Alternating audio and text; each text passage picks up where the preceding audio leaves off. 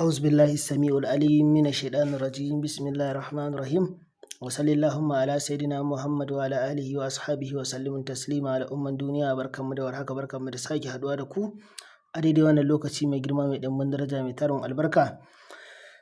Yau ‘yan uwa za ku ji mu a cikin wani baƙon gida mai girma mai ɗimbin daraja mai tarin albarka wanda kun saba jin mu a wa'ansu gidaje daban-daban. Insha Allah yau ma dai ga mu a wannan gida na Malam Mai Fada insha Allahu. Wannan gida ne tumbin asiri kuma gida ne mayankan asiri, wannan gida ne wanda ya shirya abubuwa da dama wanda al'umma suke buƙata, abin da ya shafi maganin hau, jifa, mallaka, kasuwa, dafa'i, jalabi, iska, wa'anda suka ƙi auruwa, wa'anda suke buƙatar mallaka, duk wannan malami ya tara wannan abubuwa masu tarin albarka.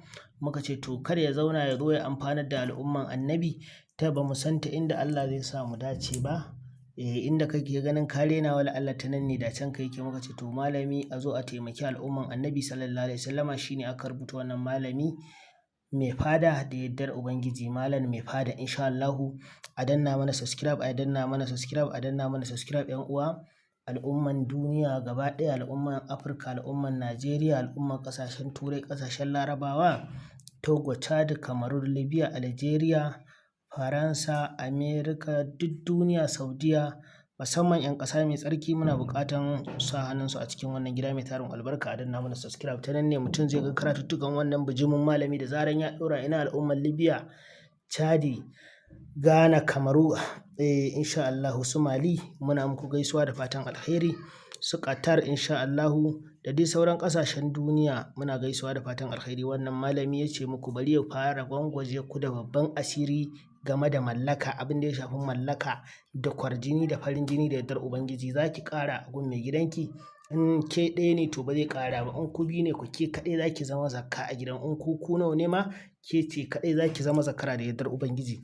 Shi ne ya gwangwaje ku da wannan juyayyar aya kamar yadda kuka ganta mai tarin albarka. Ana neman allon ƙarfe ne guda uku, da zarar an nemi allon ƙarfe guda uku ana neman kasko a zuba gaushi, kaskon ma guda uku za a nema insha Allah. Sai a nemo karara, a nemo ɗan kaɗafi, a nemo bukurul kahafi, duk sai a haɗa guri ɗaya, sai a barbaɗa akan rubutu insha Allah. Sai a sa sunan wanda ake so a mallaka a ƙasa, kai da kake so kuma kai mallaka ya sa sunanka a sama a cikin wannan mimun da aka buɗe.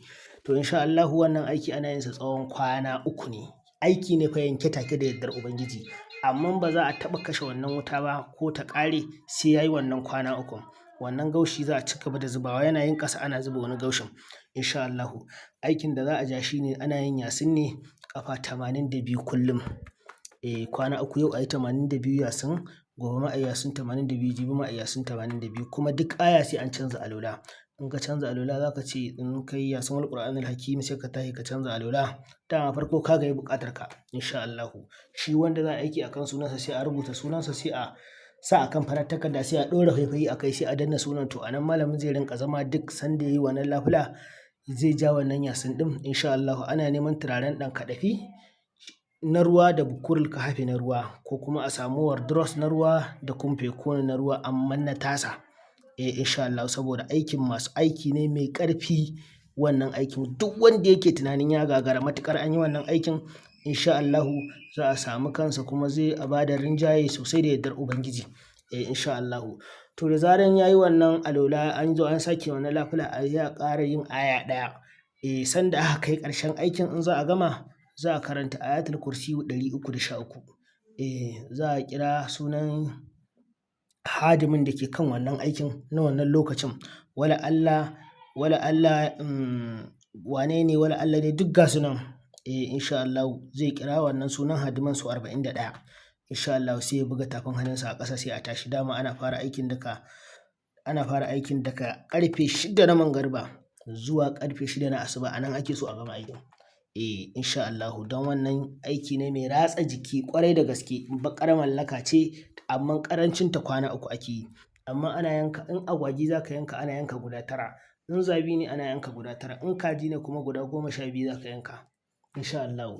Ka ga ranar farko ka yanka 4, rana ta biyu ka yanka 4, rana ta uku ka yanka 4 insha Allah. Wannan aiki da kamalan mai fada da yardar Ubangiji kalfiyan ne garanti ne la shakka muna fatan al'umman duniya za ku sa hannu da taimakon Allah wannan gida ya ɗaukaka ya je inda bai je ba wajen taimakon al'umma.